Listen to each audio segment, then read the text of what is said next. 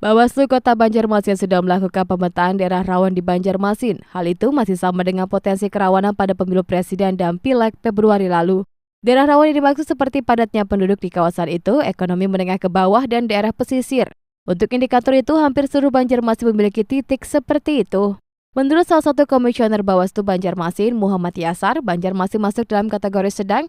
Dari 27 indikator yang ada, indeks kerawanan ada 4 tertinggi diantaranya rawan pemilihan suara ulang dan politik uang. Indeks kerawanan pemilu ada 4 yang tinggi kategorinya, kemudian ada 4 yang rendah dan 1 yang sedang. Ya. Dan secara keseluruhan dan secara nasional pun kita termasuk daripada kategori yang sedang. Ya. Kalau yang tinggi ini kan diantaranya ada potensi untuk pemungutan suara ulang sebagaimana pilkada tahun lalu. Kemudian juga yang termasuk tinggi kerawanan terkait dengan politik uang, ya, yang tetap marak menurut kita.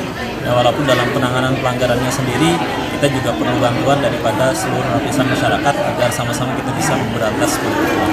Ada peta khusus daerah rawan di Banjarmasin? Sementara kalau peta khusus kita masih mengacu kepada pemilu ataupun pilkada yang lalu yang seperti biasa dari tingkat ekonomi masyarakat menengah ke bawah, kemudian daerah-daerah pesisir, kemudian daerah pendidikan yang minim seperti itu. Ini yang menurut kita sangat rawan terhadap politik uang. Wilayah mana Detailnya wilayah mana, Pak? Ya tentunya daerah-daerah pesisir, kemudian daerah-daerah yang padat penduduk, ya, kemudian ekonomi yang menengah ke bawah seperti itu.